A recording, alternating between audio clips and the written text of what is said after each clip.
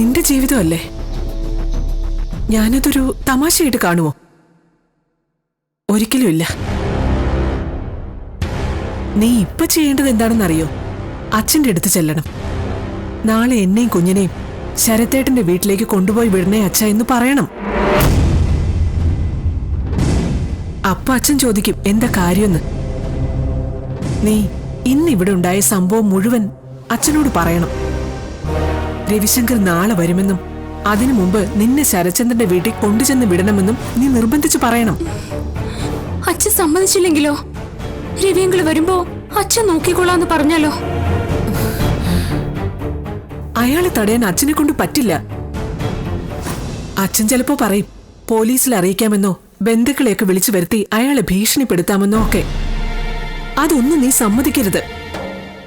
അതുകൊണ്ടൊന്നും രവിശങ്കറിനെ തടഞ്ഞു നിർത്താൻ പറ്റില്ല. അച്ഛൻ ചോദിക്കും പിന്നെ എങ്ങനെ രക്ഷപ്പെടാന്നാ നീ വിചാരിക്കുന്നേന്ന്.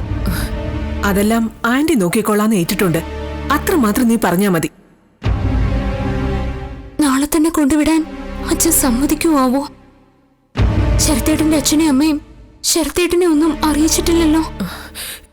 ഇന്ന് തന്നെ അവരെല്ലാം വിളിച്ചു പറയാൻ പറ അച്ഛനോട്.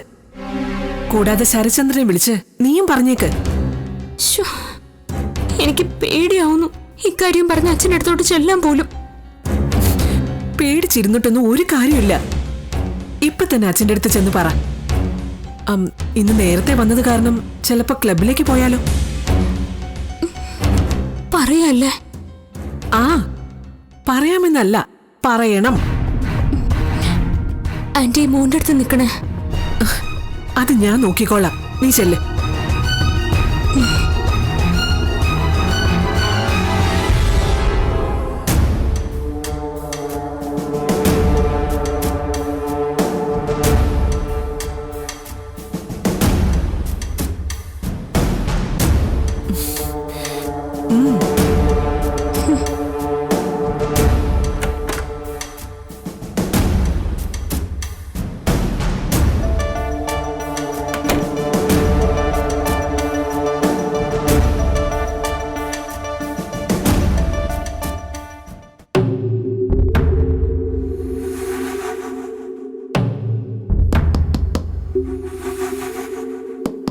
ആ, കേറി വാ.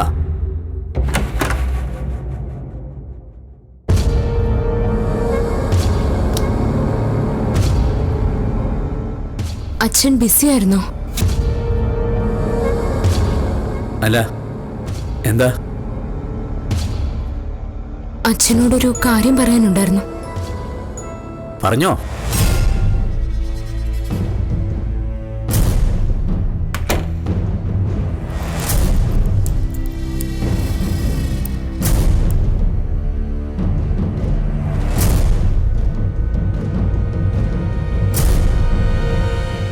അച്ഛൻ ദേഷ്യപ്പെടല്ലേ?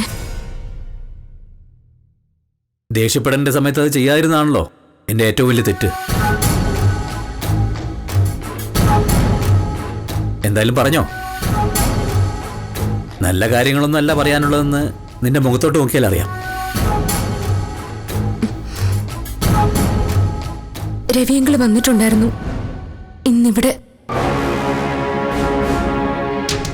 രവിശങ്കർ? അയാൾ എന്തിനു വന്നു?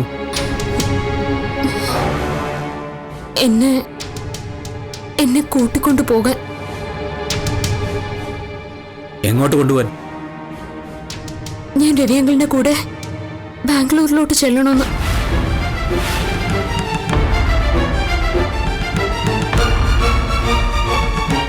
പോയിക്കോടി, ആരുടെയെങ്കിലും കൂടെ പോ. അഭിമാനം ഇല്ലാണ്ടായ പിന്നൊന്നും നോക്കാനില്ലല്ലോ. അച്ഛൻ ഇങ്ങനെ പറയല്ലേ? പിന്നെ എങ്ങനെ പറയണം ഞാൻ? എല്ലാം നീ തന്നെ വരുത്തി വെച്ചതല്ലേ എന്നെ തോൽപ്പിക്കാൻ വേണ്ടി. എന്നിട്ട് നീ ജയിച്ചോ? ഞാൻ പണ്ടേ തോറ്റുപോയെന്നാ. എന്റെ മക്കളെങ്കിലും ജയിക്കണം എന്ന് ആഗ്രഹിച്ചു. അപ്പൊ അവര് തോൽക്കാൻ വേണ്ടിയാ മത്സരം.